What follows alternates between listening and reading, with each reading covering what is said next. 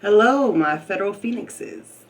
Per the advisement of someone who had looked at my page, I'm going to start recording horizontally because apparently that is better quality than vertically. So that's exciting, something new. Today I'm going to make a video about post-incarceration syndrome. For those of you who aren't aware of this, a lot of folks, when they become incarcerated and they get out, they have a form of mental illness, quite frankly. It's a combination of anxiety, depression, and it's called post-incarceration syndrome. If you're not familiar with it, please Google it. It's very disturbing. I will say that a lot of people during their incarceration spend some time in solitary confinement. The United Nations has said that anything more than like 2 or 3 weeks is really torture psychologically and inhumane and cruel and unusual. Whereas many people go into the whole confinement for no less than 30 days on average. So you're going to be subjected to not only potentially the shoe, whatever you want to call it, solitary confinement, where as an incarcerated person, you will be cut off from human interaction.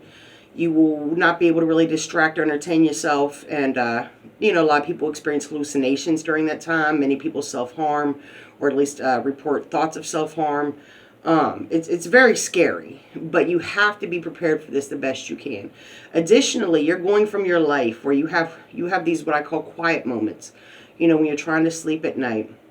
Maybe, on your car ride to work, you're listening to the music you like or a podcast or just kind of relaxing. You have time to decompress.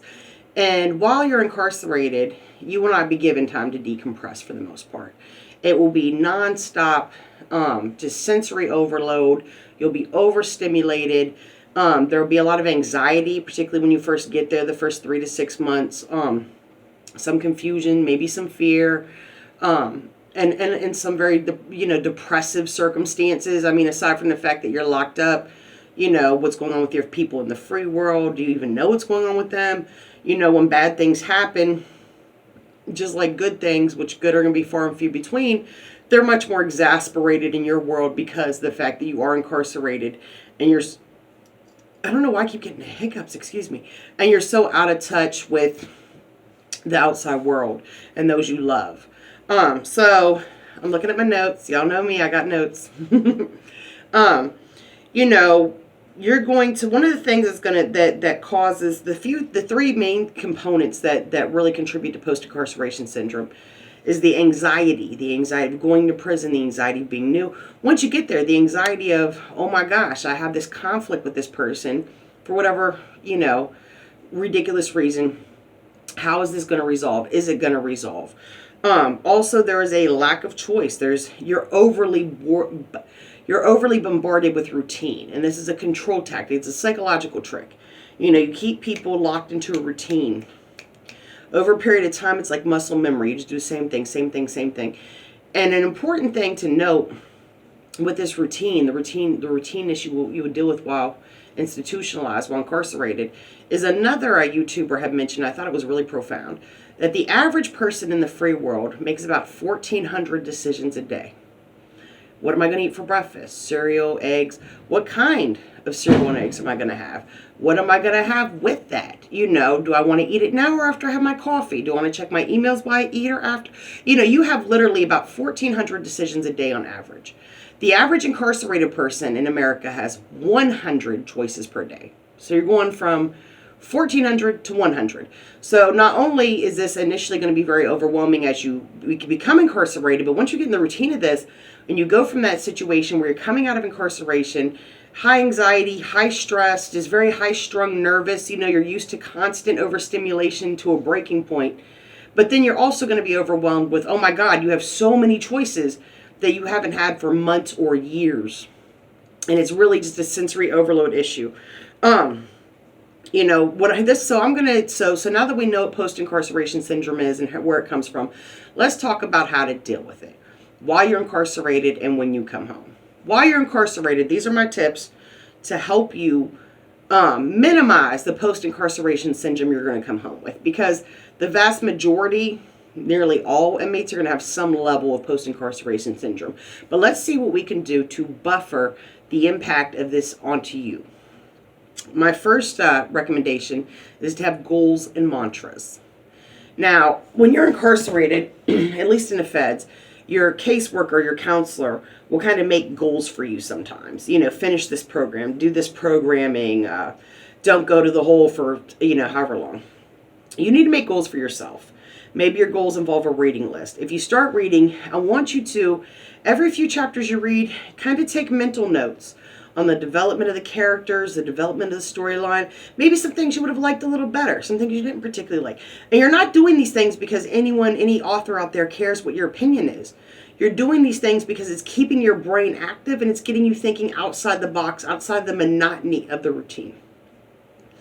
Mantras, I think, are good. I think it's good to have, I tell myself, one of my mantras I tell myself regularly, and I'm sure I'll tell myself probably more in prison than I do in the free world, is I'm going to get through this because I have to. Maybe your mantra is, one day at a time. Find some mantras that empower you, that help you process and push forward and persevere, and especially anything that may lighten your mood a bit. And find these mantras and really repeat them to yourself out loud and in your head on a regular, reoccurring basis. And switch it up occasionally. Switch up the mantras. Because again, you don't want to get too locked into routine. That's that 1,400 decision to 100 decision thing. If you get too locked into routine, that's going to make it much more difficult for you to adjust in the free world when you come home. And it will increase your post-incarceration syndrome. Another suggestion I have for you that I will utilize myself while incarcerated is to definitely do a lot of reading and writing. And I'm not just talking read books and write a report every few chapters. I'm talking about read everything you can read, because that'll kind of give you a little mental break, a little mental quiet time. But also write your loved ones. If the prison you're in has an emailing system and you get in the habit of just kind of emailing people, one, that's more expensive than traditional letters. And two, whether how short or long, you're probably going to write a little more shorthanded because they're emails. It's almost like text, but slow motion. You want to write in-depth letters. You want to keep up with your penmanship. A great skill, a great goal you can make for yourself that's just good to have in life and is fun and something that anybody can teach themselves if they're already literate with one hand, is to be ambidextrous. Teach yourself. You know how to write with your dominant hand, in cursive, in script, whatever. Teach yourself the same thing with your non-dominant hand. This will keep parts of your brain active that normally aren't even stimulated that much. And this will let you leave with a skill that you didn't already exist, or what wasn't a pre-existing to your incarceration, which is always a good thing. Do not overly fall into routine. You want enough routine to make the time go by, but here's the thing, is the prison is going to give you that, whether you want it or not. So the things that you do have control over, switch them up. I'm sure you'll learn pretty quick that the best times to take showers are 2 or 3 time windows throughout the day when less people are taking showers. Generally before everybody else gets up, maybe right after, if you get off your work assignment and, at an earlier time bracket right then, or figure out the 2 or 3 best times to take showers. And what you want to do is on a weekly or bi-weekly basis, switch up which one of these time brackets you take a shower. Give yourself more choices. You want to actively encourage yourself to have choices. Don't get in this routine of, whenever the food is completely inedible, maybe you're fortunate enough to have some commissary back in your locker, that for lunch you always sub it out with a noodle, a pack of ramen, and for dinner you always sub it out with like a ramen, kind of brick, wrapped up in a tortilla shell. Mix it up. Make you some prison pizzas. You'll learn real quick how to do that. You want to create variety, and you want to create choices for yourself. Don't plan ahead any more than you have to the things that you can control while in prison, aside from your life outside of prison. But your day-to-day life in prison, don't overly plan that. Don't overthink it, because you want to incorporate as much decision-making as you can in your day-to-day life in prison. So when you go from a 100 decision a day environment to a 1,400 decision a day environment, even if you can just up your numbers to you're making 200-300 small, minute decisions, that will make your transition back into the free world easier, and it will minimize some of the effects of the post-incarceration syndrome. Another thing you want to do is meditate. This is going to be your chance to get some quiet time, mentally. And you want to do two different types of meditation. You want to do meditation where you just kind of blank everything out and just try to create a blank slate inside your head and just, kind of the traditional stereotypical meditation. But then you also want to meditate upon things, or maybe you do that, kind of blank mind thing with your earphones in, listening to music, and just kind of zone out. And you may need to do this after lights out when the pot gets quiet. You may want to do this. Maybe, you've been there a few months. No one's really looking at you as a newbie as much anymore. People aren't really scrutinizing you as much. So when y'all go out to wreck on the yard, you find you a little spot that nobody else really bothers. And you just kind of sit there and you just kind of zone out with your eyes open and kind of go into a meditative state for a period of time. And you also want to do conscious meditation.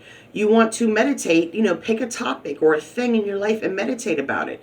And don't let these be glum, gloomy, depressive things. I want you to think about, what are all my triumphs in life? What are all the adverse circumstances that I've overcome? And devote some meditation to that. Really just kind of just think about it and internalize it and feel that pride, feel that success in yourself. What are some things I'm going to face when I get out that I know for certain I can overcome, I can control? What is my support system like? Even if it's just one person, even if it's just your mother or your spouse or your whatever, one friend riding with you, really, really take some time and meditate on the history you have with this person, your current relationship with this person, and how much this is going to be stronger when you come out the other end of prison, and how much it would have grown, and how much more depth is added to it, and how much this adds to your life. So meditation, create choices, and introspect. And this kind of goes hand in hand with the meditation. You want to utilize your time while you're incarcerated to really be as introspective as possible in the quiet moments and the times you have with yourself and your thoughts. You really want to ask yourself, if you're a person who is not happily married while you're incarcerated and has probably had previous relationships, start analyzing from an outside perspective, a non-emotional and intellectual perspective, what went wrong with all these things, with all these relationships? What part did you more specifically play that was a detriment to yourself? Maybe you've had several failed business ventures. Try to identify patterns you've had in business ventures that have been detrimental for you, whether it be with your personality, your spending, whatever. And then try to come up with solutions that are realistic for you to implement, almost like a checks and balances system, like a safety net, to prevent these failures in the future. Really introspect. You're in prison. Maybe you're innocent. Maybe you're guilty. Maybe you kind of made some bad choices, but you're not a full-on criminal and you just took the plea deal because that was the best of the options presented. I think that's a very common scenario for a lot of inmates. But nonetheless, some choices you made did lead up to your incarceration, whether you were actively committing crimes consciously or not. And you need to really analyze that and kind of pull it apart and really figure out how you can ensure on a deep level that you will never find yourself in this position again. And don't simply allow yourself an easy answer like, oh, I won't associate with the same people. I won't ever do cocaine again or whatever. No. Dig deeper. Get in there. Really get in the thick of it. One of my friends about 15 years ago, and this is someone I know who's currently incarcerated, who I no longer speak to, long story, but had been incarcerated many times prior to our even meeting. But he had told me he spent a lot of time in the hole when he was incarcerated. And he said, what happens to you when you're in the hole, one of the ways to kind of survive prison, and especially solitary, is to kind of take your brain, take who you are, your life experience, and step away from that, outside of that, and look at it objectively. Look at it as though it has no emotional connection to you, no bearing on you, and really kind of spin it around and examine from all angles. If you're a parent, and you're certainly a child, I pray that you have at least one living parent or step parent or foster parent. But, look at your relationships with your children, with your parents, with your friends, grandparents, aunts, uncles, former friends. And really notice, really learn. Everyone else is just as imperfect as you, and you can't fix other people, but you can fix yourself. So really learn your weaknesses, your faults, and really figure out where the heck in your life they started and where they came from. And whatever those root issues are, that have grown throughout your life to the person you are today, really figure out how to address those root issues and resolve them and come to some kind of terms and peace with them, so that the same things do not continue to transpire for you. So, so this is, I want you to, if you're unfamiliar with the term post-incarceration syndrome, to do a little research on it, get familiar with it, particularly if you're someone who's going to prison. There are a lot of psychologists and much more qualified persons than myself who have information out there on how to deal with it, how to, try to buffer, prevent it the best you can, minimize it, and also how to deal with it when you come home from prison.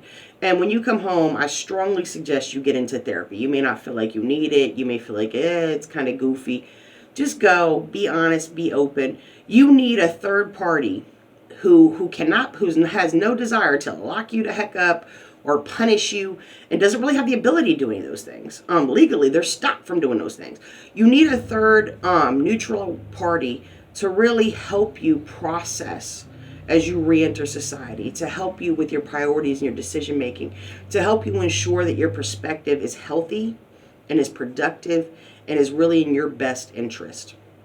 When you come home, continue meditating, continue reading, continue writing. At this point, you're not going to be writing probably handwritten 5-page letters, to your aunt. But, start journaling. You have to let the crap out so you can sort it out and you can move on with your life. And that's for before, during, and after prison, but particularly after and towards the end of your incarceration. So these are some tips. I don't think even the greatest of minds, yet alone myself, can really tell you a foul-proof way to avoid getting some level of post-incarceration syndrome. I almost feel like it's inevitable. But you can do your research, and you know yourself well enough to know what will and will not potentially help you, and try to minimize this for yourself the best you can. And more importantly, when you come home, help you minimize the effects of this as you transition into your free life. So I hope this video has been helpful. If you like the video, drop a like. Please feel free to subscribe. As you all know, in a few months, I'll probably be getting my self-surrender date and going to prison for what could be a period of a few years. Once I know how long that is, if I get to self-surrender, so I'm back out, I'll make videos letting you guys know specifically how long I'll be gone and where I'm going. But so there will be a period of months or years where I'm not adding material to my YouTube page.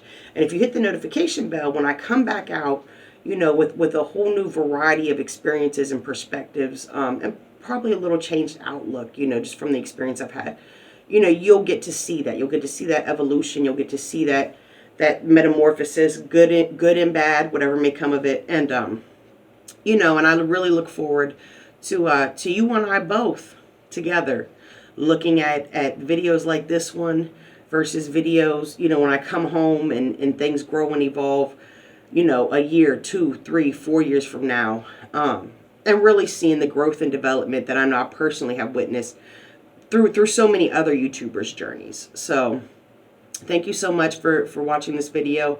Fly high, my federal phoenixes, and I will get at y'all later. Let me know if you like this horizontal angle better. I feel like it is better. I feel like it's smarter. The only thing is it's really hard because my camera is way down on this corner of my phone. So I'm kind of like looking down, but then I just naturally want to look straight ahead. So it's kind of messing with me a little bit, but I think I'll be able to adapt. But let me know if this angle works better for you.